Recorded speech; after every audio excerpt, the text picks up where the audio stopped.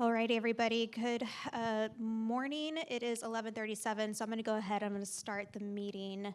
If we can get a roll call, please.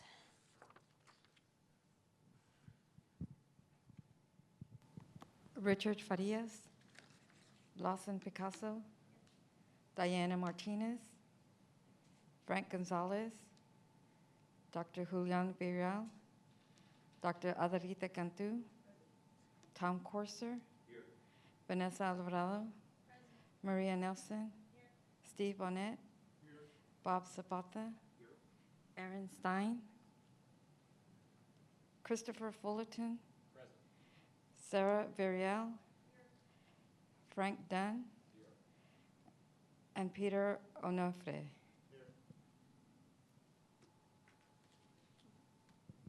Do we have quorum? Yes. Awesome, thank you so much. And now I'm going to, CPS staff, you all will be doing a safety message, pledge, and the invocation. Yes. Good morning, everyone. For the beginning, we're going to go and do the safety tailboard. The location is 500 McCullough Avenue. The nearest exits are 2 in the back, 2 on the side, 2 in the front. In the event of an emergency, to dial 911 will be Velma Corona. To direct emergency responders will be Mr. Matthew Jones. The AED will be Mrs. Christina Guzman. I will handle the CPR. Melissa Carrillo will handle the fire extinguisher. Please look around for present hazards such as personnel, bags, computer, and wires. And we'll go ahead with that with the invocation. Thank you. If you could please bow our heads.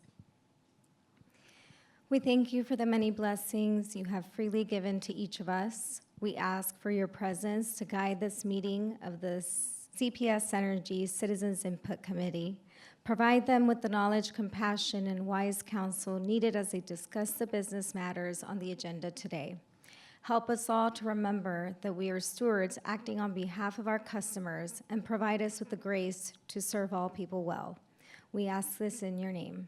Amen. We will now turn to the pledge.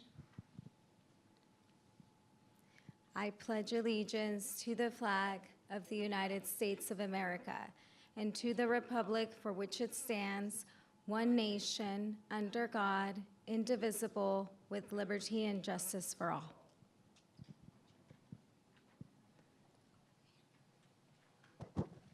Thank you so much. And now, Chris, did we have any public comments? We do not have anyone signed up today for public comment, Chair. All righty, so then I guess that means we can just go ahead and jump into this, right? Awesome. So I just want to tell everybody, thank you guys so much. I know that this was a meeting that was basically put onto our schedule for a particular purpose. I will say this is going to be the shortest agenda that we will probably ever have. Thank you, Steve. As part of his vice chair duties, it's other responsibilities as needed. Gotta keep you hydrated. Thank you. I want to just first and foremost just really thank everybody for who took the time and initiative to, one, go through the bylaws with a fine-tooth comb and put in any recommendations or suggestions for clarity and clarification of the bylaws. As I mentioned at our last meeting, this was not a redevelopment of the bylaws, it was a clarification of the bylaws. And I think that where we were able to come to a point and provide the red lines that you all have been provided is I feel really good about it. I also want to just take an opportunity to thank my executive committee for sitting in that war room with me and really going through every single comment. Tom, thank you so much for stepping in as well. You and I have seen this baby really come from nothing to what it is today, and so I really appreciated having you in there with me. I feel really good about the commentary that we had when we were discussing the bylaws and where we wanted to see this committee. And I hope that with today's discussion that we feel like where we landed is a reflection of a lot of the comments and feedback that we provided, and that you guys see that reflected there. So now, Do we, sorry, I'm a little turned around. Do we have any comments? Do we want to go ahead and make a motion to consider en bloc of the bylaws? En bloc meaning the full bylaws as it's written with the red lines. Yes, sir. Madam Chair, considering all the comments that were received from the members and the numerous meetings that the committee had, I would like to make a motion to accept all the changes as a block. And considering that spent a lot of time and considered them all, so that's my motion. Thank you, Bob. So there is Chair. a motion, and do we have a second? I will second that. Great. Okay, now that there is a motion and a second by Maria, I'm going to allow for a brief discussion if there are any comments or questions on the redlining. So I will open it up for everybody to have a point of opportunity to speak. I will say that, just a reminder, Robert's Rules of Order, everybody will have one opportunity to speak, and then once everybody has at least had that one go-round, then we'll come back for second round of comments and discussion. So, Dr. Villar. Thank you. My comments on the red line changes, let's see, if we go to Article 5, Section 2, so this, basically the entire article is rewritten, right? So all of this language is new. Subcommittees are changed to working groups, and the subcommittee on rates, finance, and business, rates has been deleted. So does that mean that this working group will no longer deal with the subject matter of rates? That's one question.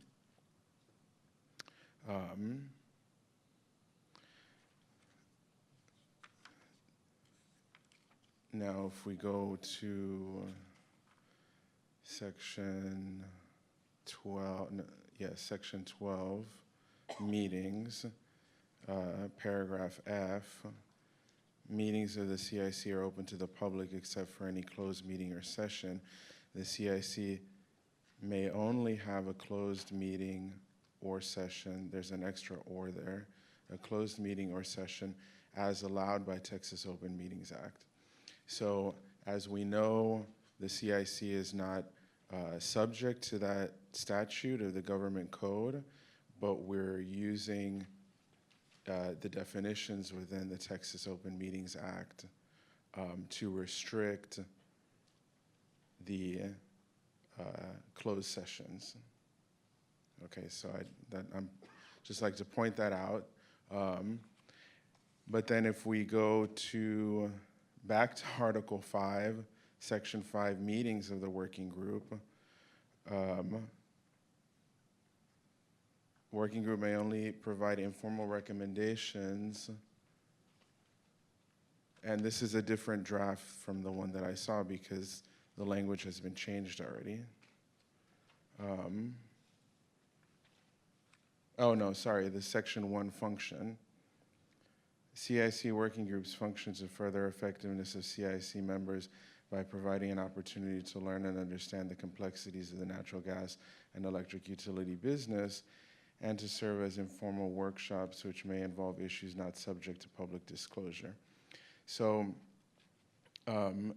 my problem with this language is that if you take this with the previous section about CIC meetings, closed meetings being defined by Texas Open Meetings Act, yet here there's this arbitrary, which may involve issues not subject to public disclosure. So, we don't get to decide what is subject to public disclosure and what's not. CPS Energy doesn't get to decide what's subject to public disclosure. There's also another statute in the government code, the Public Information Act, which governs information generated by governmental bodies, and if I'm not mistaken, CPS Energy is subject to the Public Information Act. And so, you know, this language seems to create this kind of workaround that says, well, we get to decide whenever we don't want certain information to be publicly disclosed, and we're going to have that in these meetings that are not open to the public. Yet when we feel like it, we'll use another statute, the Open Meetings Act, to govern whether the full CIC meetings are going to be closed to the public. So I think the language is very inconsistent. I don't think it is in keeping with the spirit of Texas transparency and accountability laws that do apply to CPS Energy. They don't apply to this specific body because it's an advisory body, but especially when it comes to this part that says issues not subject to public disclosure, CPS Energy absolutely is subject to the Public Information Act. And so if there's something that's to be withheld by the public, and remember, the Public Information Act says that information generated by a governmental body is presumed to be public unless there's an explicit express statutory exemption, right? And so that is determined by the Attorney General and not by us. So that's my problem with that specific language, and that's what I wanted to say. Thank you. Thank you, Dr. Vidal. Is there any comments, Tom? Just to comment on that, thank you for that. That's a good analysis of that. The struggle I have with where a line is drawn between public and a learning process, and this is a good example, right? If I step back and look at CPS Energy, right, that is that public utility that is subject to those open records, and I think CPS is well represented as an organization with that public disclosure. But as I look at their Board of Trustees meetings, as I look at this CIC meeting, which is open right now, right, we're an advisory committee. But if I look into CPS and say, all right, they're as a Board of Trustees are open, they have a CIC advisory that's open, but there's a training session going on right now in CPS. There's a meeting going on about transmission today about that internal CPS employees are discussing the strategy, the operations, the costs, all those analyses that go on that lead up to presentations at this meeting, presentations at the Board of Trustees. That is not open and is not subject to that Open Records Act, right? And so I'm struggling with where that line is drawn in your dialogue, right? Well, so and I think that it's two different things. There's open meetings and then there's public information. I'm sorry, I have to interrupt. You have to be recognized by the chair. He has the floor. So I guess what I'm struggling with is the fact that bringing it back to the CIC is we have a body here that is non-decision making, is an advisory to the Board of Trustees, and we have made that explicit decision to be open as evidenced here, right? But there's also a component of our, if you will allow me to call us an organization, of a group, to learn about CPS, to learn about transmission, to learn about generation, to learn about all the issues surrounding CPS, such that we then as a body can make up opinion, make up conclusions about things that we hear about from CPS. And I think that's the way I look at the working groups, right? Now, I would love to hear your suggestions about how to clarify and make that line between a working group and the CIC clear and more distinct and consistent throughout the document. I think that's fantastic. So those suggestions I'd be open to hear.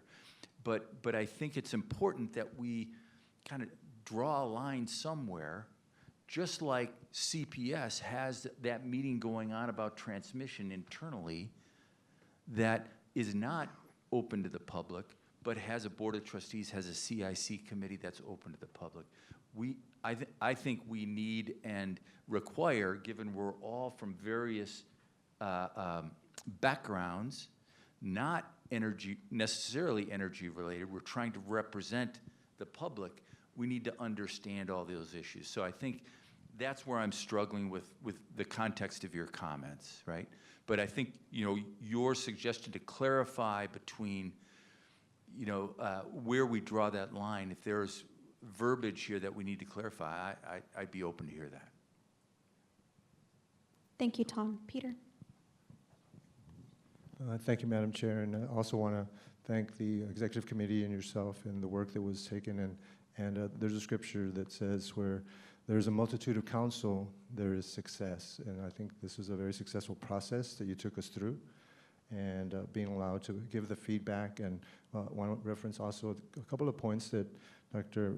Villarreal made about the rates, and that's a very good question, because within the working group, that particular working group had it removed. So I had a question as well in that respect, that we would be doing that work within the working group. And John, I'm sorry, Tom, thank you for the counter, if you would, on the working group. And what I would say, and part of my recommendation in recommending the working group was because the point was made that subcommittees and the committees were open to the public. So it was contradictory in that sense when we were looking at it. And I thought clarifying the working group as the separate type of meeting, and my feedback in that, and I don't know if it's still potential to be added, but that working groups were executive sessions, that they were classified that way, and then they would be seen as those are the areas where that work could be done. Just to make it cut and dry, that's the distinction. That was when I made that recommendation, it was with that intent that it would be more clear that we would have that opportunity to do that. And as an advisory group, I still feel we do have a lot of influence, and we are liaisons back to the community. And yes, we're the trusted agents that have been appointed, and we have to continue to be that, and we have to be trusted in having signed the non-disclosure and having access to that type of information. That's where I see the working group and the executive session being more in line with the bylaws and to the point of where we can justify in the meetings themselves. But that's my feedback for now on that. Thank you, Peter. Bob, as the person who made the motion, I'm so sorry. Did you want to make some comments? I did, actually. Thank you, Madam Chair. We did consider the terminology of the different working groups. We also considered what is a subcommittee and what are the elements of a subcommittee session. With respect to the naming, there were a number of names that were thrown around, and our legal team, as well, was involved. It wasn't part of the reason for picking finance and not rates, because the working group commits it to a number of different things, a number of different issues, not just rates. Which does impact the finances of the company, CPS Energy. So that's kind of why we just made it more broad, I guess, really to answer your point, Peter. And it wasn't intended to limit it just to rates, it was to include the finances of the business. So that was the reason that we just made it finance and business, okay? With respect to the committees, subcommittees, we kind of left out executive session because that's a specific, when you have a standard agenda, with specific titles in that agenda, then you can go to an executive session. The working group doesn't have those breakdowns of general session, executive session, et cetera. It's just a working group. It's nothing more than that. So that was the intent of not having that in there. Does that make sense, or?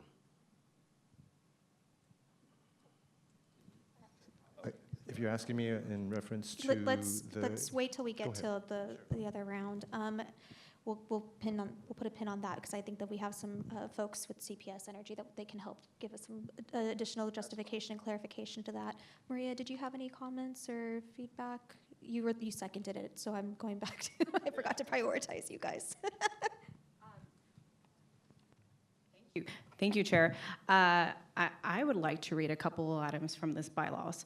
Obviously, I agree with everything that we have said. Thank you for doing this, providing the opportunity for all of us to provide input with enough time and to review it. And under the purpose, it says the CIC is intended to represent and communicate the views of the community and to provide input. So again, to reiterate the purpose, this is not a decision-making group. We provide input. We provide a perspective to the board. Under Section 2, the mission, CPS Energy in its mission to serve our community through reliable, competitively priced, and sustainable energy service in an equitable manner by serving as liaisons. Again, reiterating my purpose point to that we are not decision makers. We provide a perspective. We bring different perspectives. Everybody has very valuable perspectives to bring. And then lastly, again, the vision. Our vision is to, as a CIC, is to represent a broad constituency of the community, devote the necessary time to learn about the utility business and engage. I think we've made it pretty clear between the purpose, the mission, and the vision what our purpose is as a group. I think the red lines address and clarify. I do agree, Dr. Julian, there's probably a little bit of clarity still needed, but I'm in support, and I'm more looking forward to making a decision today and moving forward as a group and getting back to work to what the purpose of this group is intended to do. Thank you, Maria. Anybody else have any comments or thoughts? Okay, we can open it up for a second round of discussion if needed. I just, before we do that, actually, can I get anybody from legal to just kind of respond to some of the comments that were given?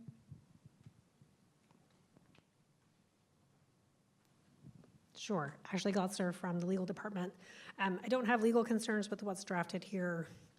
I think that the working groups are intended to receive information that might be not subject to public disclosure under the Public Information Act, because there are provisions in the Public Information Act that protects drafts, policy-making documents, competitively sensitive information. Oftentimes, the presentations that staff prepares and shares with the CIC are those kinds of things because we are working towards something. So I think that's a consideration there, and the reason why the executive committee and you all as a group decided to kind of put that language in there. And then there wasn't any conversation about changing the CIC. There would still be that for the CIC meetings, you would go into closed session for reasons that are allowed under the Open Meetings Act. The Open Meetings Act doesn't apply, but we would stick to those concepts of going in for attorney-client or competitively sensitive, those kinds of things. So hopefully that helps. Thank you. Okay, does anybody have any other further discussion? Anybody want to come back in and give any further feedback? I will just say, we really did focus in prioritizing the language suggestions and I don't want to say pain points, but the areas that had a lot more vagueness that were given to us by the committee. So anybody that gave a comment to CPS Energy staff, they put it together in a matrices and said these are the comments that they wanted you to identify and look at. Whatever was there is what we discussed. And so anything that is redlined, it is a reflection of in response to the suggested areas of identifying more clarity. We did not work just us as a committee. We worked in tandem with CPS Energy's legal. Ashley, thank you so much for just being in there with us and answering every silly question that we had. We really do appreciate it. You were a big help in understanding what we needed to have in there, how the language needed to be written, et cetera, as well as our wonderful Chris, Matt, thank you guys as well for being in there to just help give be a sounding board while we continue to discuss that. I want to be clear. We really looked at where you all and us as a committee were seeing the vagueness. But if there's, I'm really glad to continue to have this discussion. As far as hearing areas that maybe we need to relook at. I also want to say, just phase of the process, right? We were given the first jab at the redlining.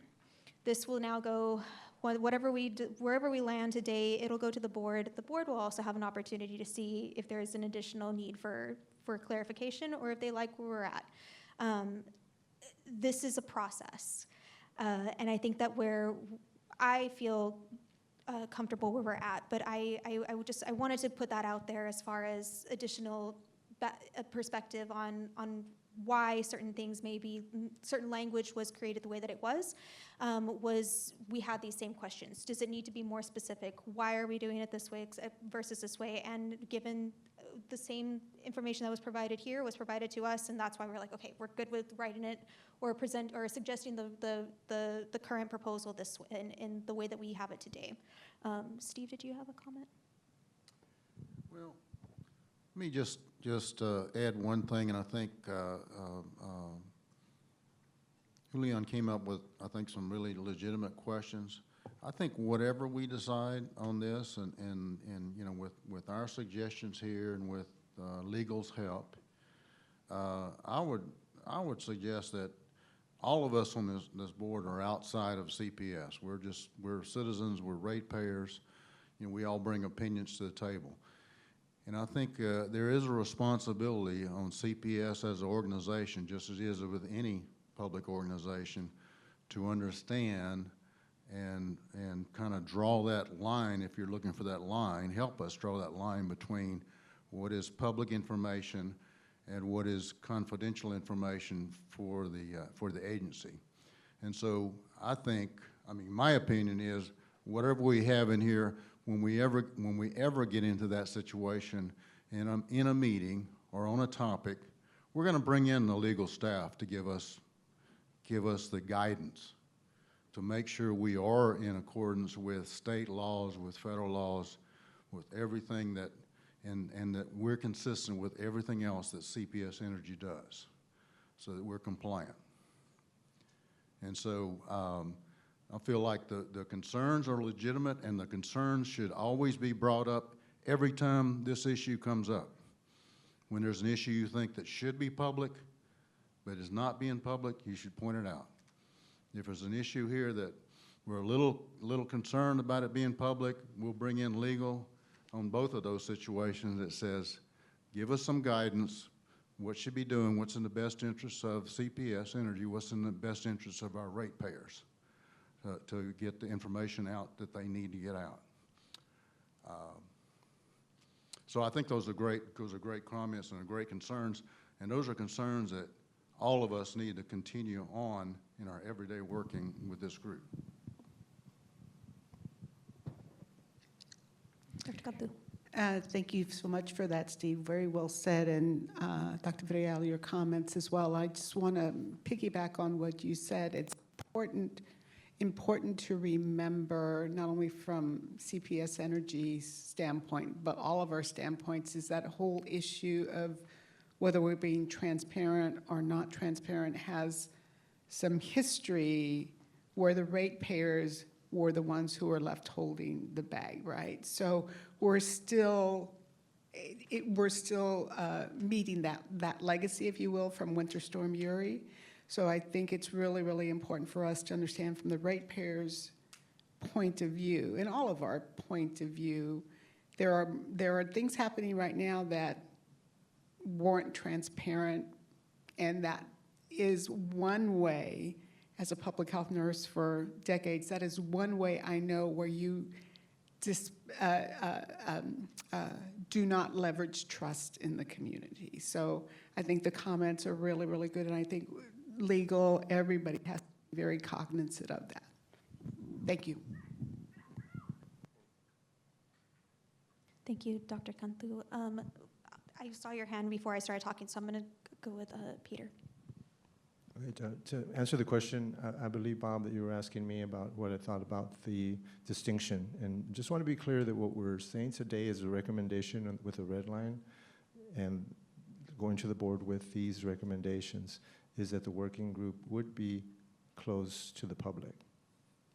That's where we're starting, and that's what we're saying. And then to the point that how do we clarify that is an executive session, because those are the times when we are saying exclusively that those meetings are closed, so we're saying they are as executive sessions. I'm just trying to understand that, to your point of the working group being the working group, and if we're going to say that it's closed, how we keep in line with the points that are being made about it being in line with the statutes that are in place for that type of work. I just want to clarify that, because if that's what we're saying, then we just need to be sure that we're addressing the right issue.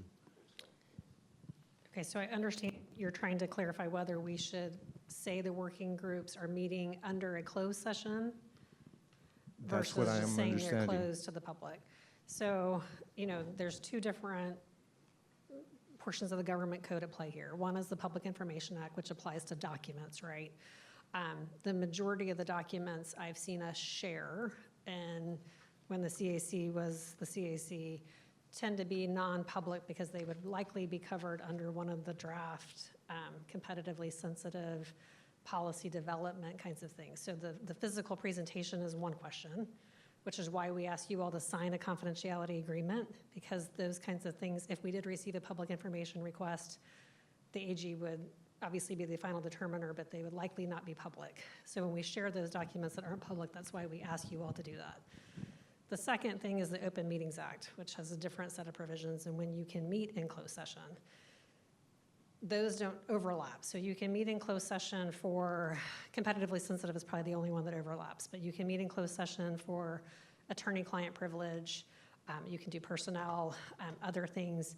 Most likely for this group, you would receive attorney-client privilege or discuss competitively sensitive things. You probably wouldn't likely get into security devices or one of the many other exceptions. So my concern with saying the working groups are a closed session, the way we treat them under the Open Meetings Act is that we would have to make sure we're covering kind of both ends. Does that make sense? Yes. Sorry, I know the two acts kind of overlap, but then they're different, so. Right, and that's why I want to clarify, because that's what we're saying, indirectly or directly, by saying the working groups are not open to the public, and then there's that closed session that you just discussed, which is a separate designation, but yet it sounds like we're operating under the second designation. That's my interpretation. If I'm off base, and somebody can help me Correct. clarify that The better. working groups, the way that you all, I think, have designed them is just that they're not open to the public, because we don't have to comply with the Open Meetings Act for the CIC or the working group, so they're just not open to the public. Okay, They I don't just fall wanted to under an clarify that, exception. so that when that point comes up and we try to address it properly, just trying to be right with the way we put the bylaws together. Thank you. Dr. Vidal and then Bob. Yeah, just a clarification from the legal counsel. So it's clear that the Open Meetings Act doesn't strictly apply because this is an advisory body, right? So the implicit in the bylaws and in one particular section, we're borrowing a definition from the Open Meetings Act, even though the act itself does not apply, okay? However, the Public Information Act is a separate statute, right? And that governs CPS Energy's generation and disclosure of information. It doesn't apply to the CIC specifically, because we have meetings in which CPS Energy staff present data to us. That data is subject to the government code on public information, correct? Correct. The Public Information Act applies to CPS Energy and the documents that we create. Right, and so there are specific exceptions to the requirement for public disclosure, and like you mentioned, one of the sections in the government code, I think it's section 552, it has to do with power utilities competitive matters, right? So if we receive a briefing from CPS Energy on a competitive matter, and you can look in the statute and there are all of these different, categories and criteria to define what competitive matter is, that would be subject to an exception for public disclosure.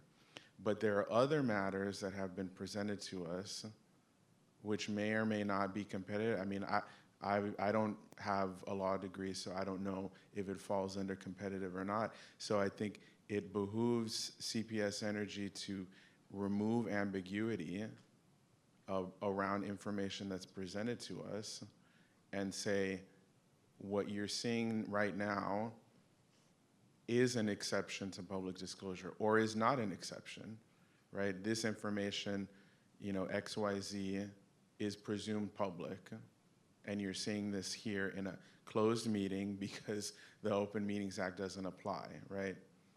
And even if it did apply, there would be specific reasons for having a closed session, correct? Right, we would have a closed session for specific reasons. Yeah, and so I think if we're going to follow the spirit of the law, we can't be arbitrary about our application of these criteria, right? That's why the law exists. Because if you leave it to the whims of whoever, right, we wouldn't have transparency, we wouldn't have accountability, and that's why these laws have been put in place by the legislature to ensure that the public has those guarantees. And so that's the point that I'm trying to make. I understand. I mean, I think that it's up to the group, you know, whether something or not could be released to the public under a proper and lawful public information request is a different question to me than whether or not the CIC hears it in a working group or not, right? I mean, if we hear it in a working group and it's subject to the Public Information Act and we get a request for it, I mean, we may release it, we may not release it. We may have to write to the AG's office, but that's a different process, a different question, a different thought about the law applying to whether or not you hear it in a working group or not. I don't see why the working group isn't the arbiter of the Public Information Act either. Well, so that brings me to another question. At what point does something become a public disclosure? When we receive a lawful request for it. So if CPS generates information, every bit of information has to be requested by the public in order for it to be disclosed. That is the nature of the Public Information Act. There's a 10-day turnaround, and we receive it, and we write to the AG's office. If we think it's not subject to disclosure, we follow all of their letter rulings, and then we will release it to the requester if it is public. Thank you, Ashley. Bob, and then Tom, I know that you have some comments. I think kind of the general thought of the room is that, first of all, I want to say I think the rules are clear, but there's always, in law, there's always an interpretation, there's always different interpretations, and it's never going to end. But I think the working group, it is the responsibility of the working group that if something is of value to the community, whether it's CIC, general body, or the community, it's a working group's responsibility to work with CPS and the staff to present that material to the full body. I think that's the important part of it. A lot of these working groups, they're drafts of this and that, they're drafts of something that may be possible, may not be possible, and it's kind of, what do you think about this, what do you think about that? It's not really decisions, it's just kind of an arena to understand what CPS is thinking about in different topics, different suggestions. But I think as a body, as a working group, it is our responsibility to say and speak up, just like what other folks have said, to speak up and say, hey, we need to share this with the rest of the CIC or with the public. And I think you can't put all that in these bylaws, but that's kind of what we need to be doing. And I just want to make sure that's everybody in here believes that that's the proper thing to do. Thank you, Bob. Tom? Along those lines, Bob, Julian, you articulated the distinction I was talking about in my prior comments, right? And I think it's a good one. And that is that this body has drafted these bylaws to define what's subject to open meetings and what is not. We've said that this CIC, this forum that we're in right now, is open.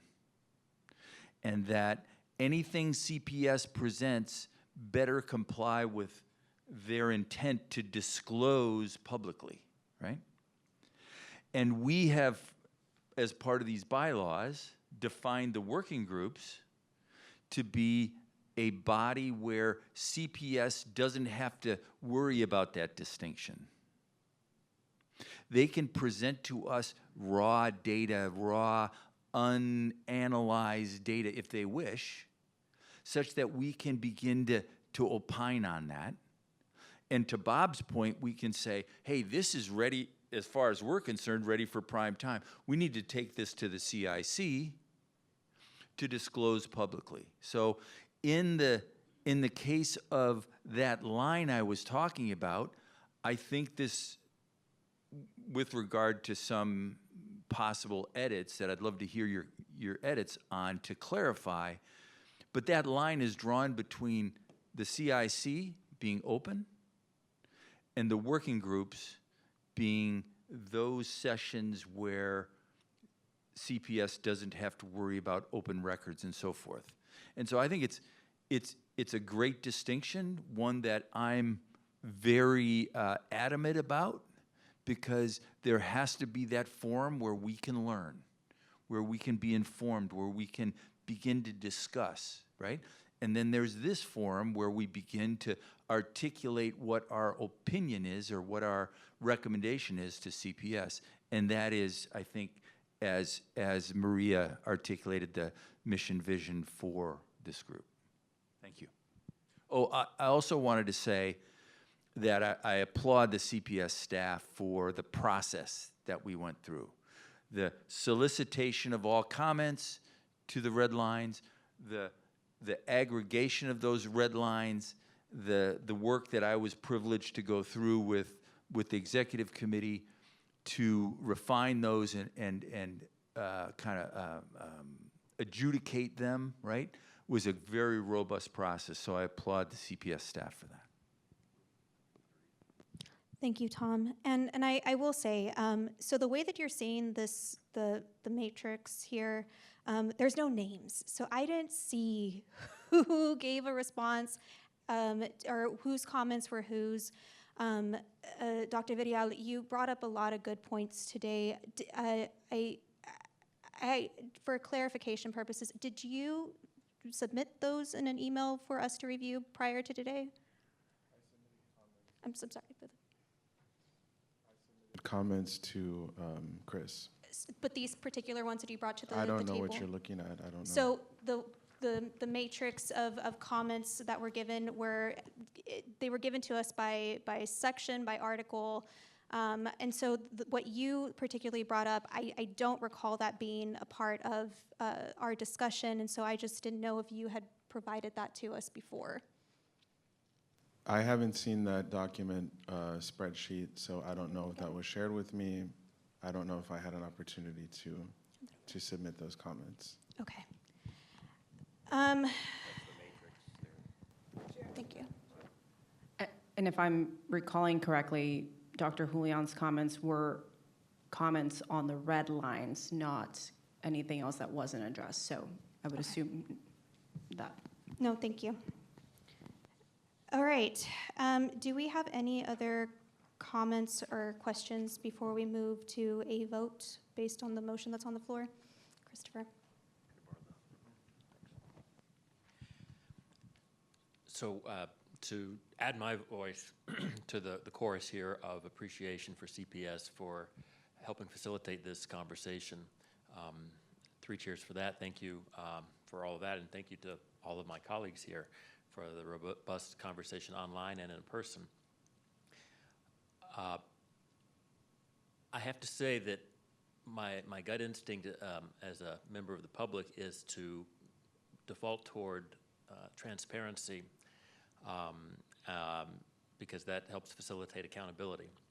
There's always the possibility in so many community organizations that we want to do our part to participate and to feel invested and make a difference, and not necessarily intentionally, it's easy to get sort of caught up in the corporate capture or the institutional capture of whatever the customs are inside that organization.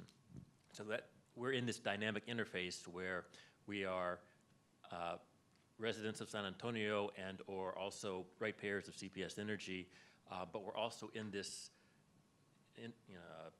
entity that tries to be that liaison between other ratepayers and residents and the institution itself. And we find ourselves in a rich and dynamic and sometimes challenging dialogue that I think is going to continue to change year to year. So with that being my default, after a lot of conversations and reading a lot of people's comments, I have to say at the moment I really feel like for the working groups in particular, it gives us an opportunity to be more engaged if we set the default for those conversations to be private and offline. Because if the excuse me, if the working groups have to have everything vetted beforehand, then things might get postponed or not even shared with us until they're ready for general public consumption.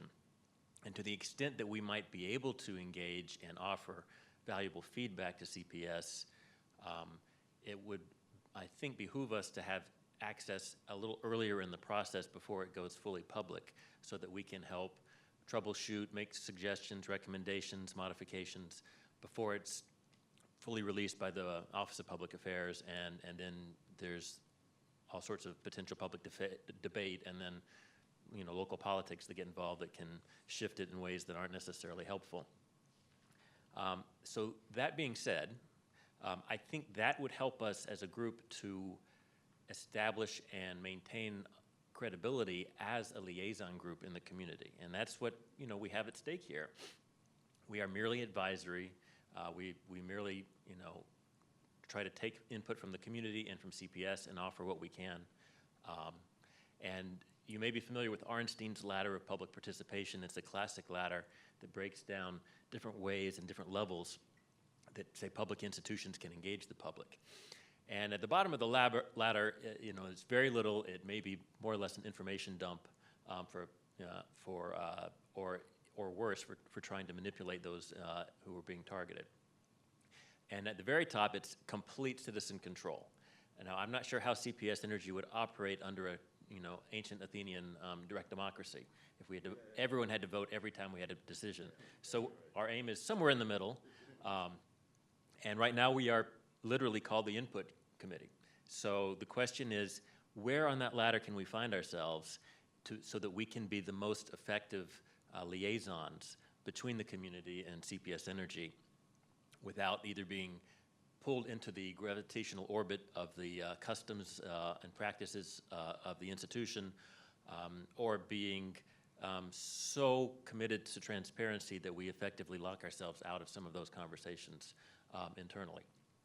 And I'll make a suggestion, something to think of going forward. Perhaps we could make an ad hoc committee, or subcommittee, or working group at some point in the future that's specifically focused on looking at other public utilities out there in Texas or beyond and studying how they have structured community input committees or public engagement in this kind of a fashion with residents and ratepayers involved, and see if there are any best practices that we might be able to involve and incorporate in a year or so. So, my 2 cents. Thanks, Chris. Tom, I'll give you the floor, and then I think we're going to wrap up with that. I'm sorry for so many cycles here, but Chris, I think you bring up a great point about where in that hierarchy we belong.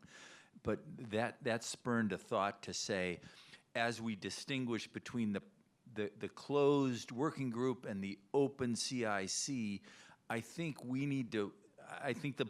I personally think the bylaws are fine as written, but we need to start maturing ourselves and the processes of the CIC such that we can take recommendations from the working groups, mature them in a way to bring them to the CIC such that we can bring a recommendation to the Board of Trustees. That's been my frustration since I landed here, is I struggle to understand how we can be effective. And I think that, Chris, kind of spurned the thought about that's one way we can be effective, is how do we bring ideas and thoughts and recommendations from the working groups, bring them here to vet them with everyone, and have this kind of robust debate, and then make a recommendation to the Board of Trustees. That's our purpose, right? That's our mission. And so I don't want to embroil the bylaws now in that, but I think that's that next level of thinking to put us in that right place in that ladder. Does that make sense, Chris? Great discussion. Thank you. Thanks, Tom. And I will just say too, there was a lot of conversation about is this bylaw or administrative? And so there was a lot of comments just like that. We want better clarification on what the objective is. I don't want us to come to a meeting just to check a box, 'cause I hate check boxes, and if that's what the idea of the CIC is supposed to be, then find a new chair. I don't want to waste your time. I don't want to waste my time. I want us to be intentional about what our responsibility is moving forward. That's an administrative request. That's not a bylaw request, because if in the purpose, in the mission, and the vision, in the values, we see what the definition for what we're supposed to be doing is. Now it's the responsibility of us to ensure that when we're talking with our liaisons, that we are very clear when we have a presentation, that there is a clear objective of what we are supposed to be doing when we're given a presentation. We've asked that maybe there's particular questions at the very beginning that we're supposed to be answering as we look at presentations, so we ensure that we are looking at it through that lens. Those are administrative requests that we include moving forward.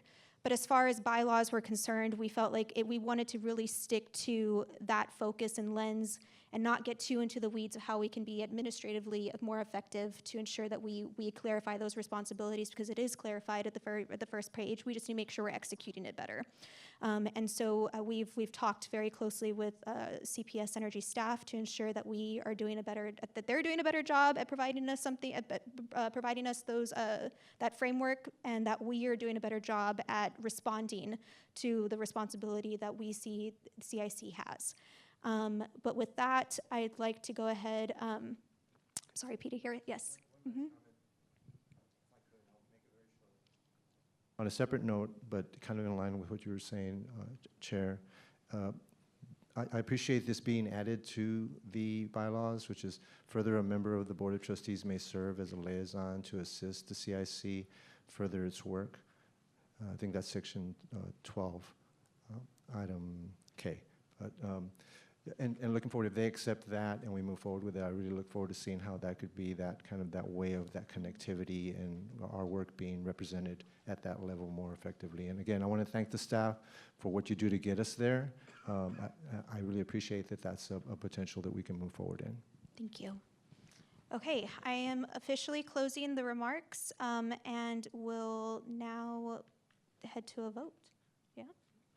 Okay, so all in favor of the motion to approve the redlined bylaws as a whole, please raise your hand and say aye. Aye. Can we get a count? 1, 2, 3, 4, 5, 6, 7, 8, 9, 10, 11, 12. 12. And those opposed to approving of the bylaws as a whole? Okay, 1. All right, as it stands, the bylaws with the red lines has been approved and moved to move on to the next phase. Again, guys, I just want to thank you all so much. I know that this is a learning curve. This is the first official year that we are the Citizens Input Committee. Dr. Ganthu, you mentioned about transparency. You were also in the room when there was even the idea of recording the meeting brought heartburn to the people in those virtual rooms. And you were just as loud as me when wanting to ensure that there was some type of transparency or window for the public to be able to see into. That is what the big meetings are for. It's to ensure that we give every public the opportunity to say, this is what we're seeing. This is what's next, so they can prepare for it. And I'm very proud of how far we've come. That doesn't mean that we need to stop growing. That doesn't mean we need to stop moving forward. everything should be a living document, and I think that us looking at these bylaws and redlining them and showing that there was need for improvement is a perfect example that you should never just say, hey, this is it, put it on a shelf, and never look at it again. It should always be looked at, and we should always be learning as we continue to move forward in this. As the chair for this situation, I thank you guys for your patience with me as we continue to move on with this, and I look forward to continuing the CIC with the intention that it was created for. And so with that, I think that we are ready to adjourn. Yep. Yes. You sure can.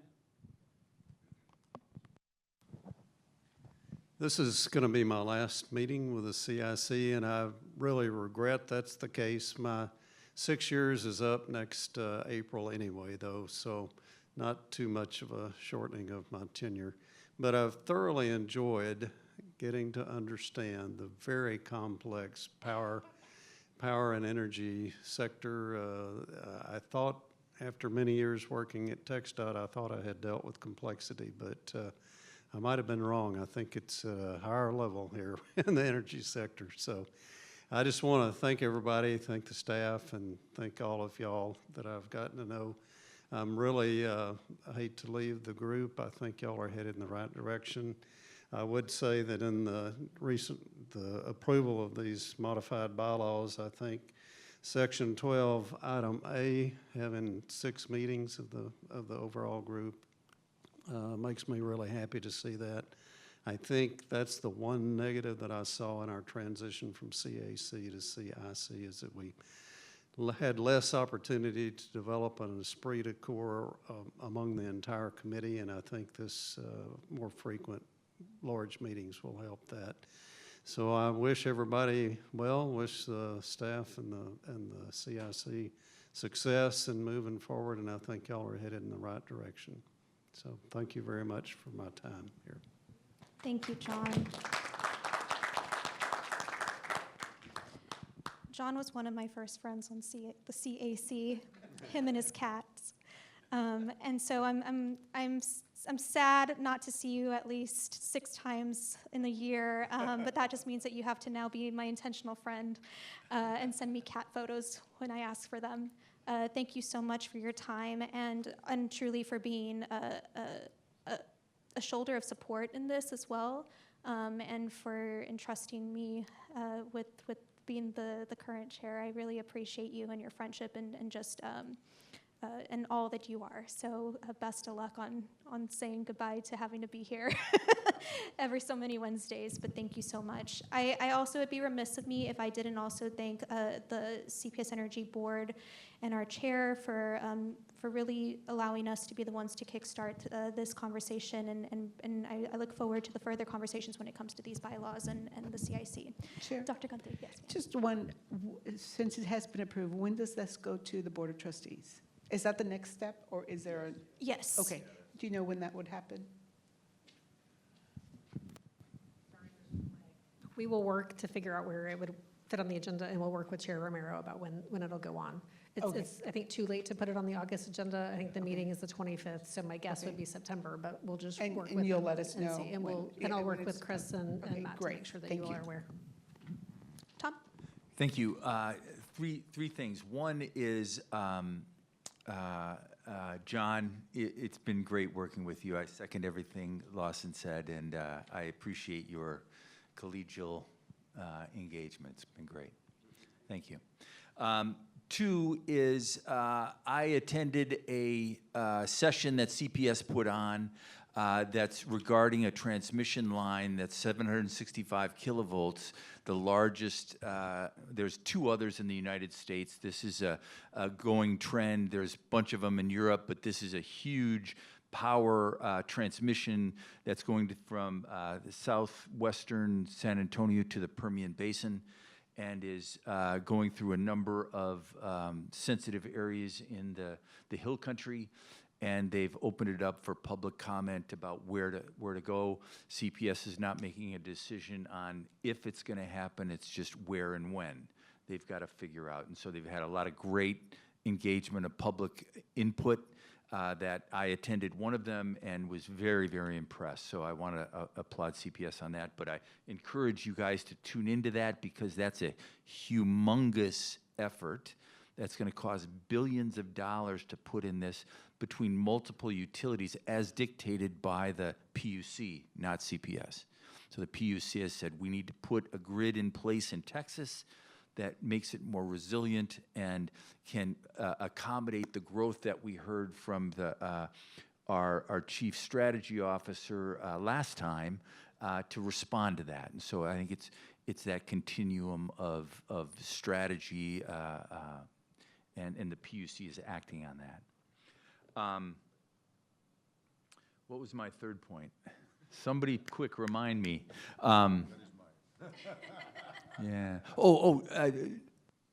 Dr. Villarreal had some clarifications on distinction, right? We've passed the bylaws, it's passed, it's set. Got it.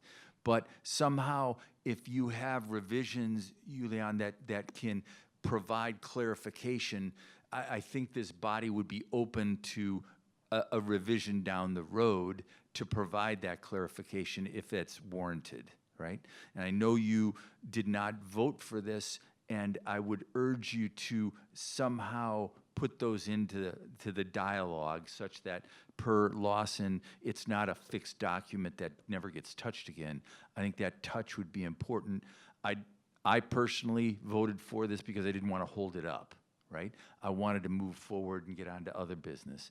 But if there are things that you can comment on and words that you can put in, I think we should put that in the process and consider that, okay? That was my third point. And to just clarify, the red lines got passed to move to the board for them to then, yes. So I don't want this to be like we are the final. This now goes to the board.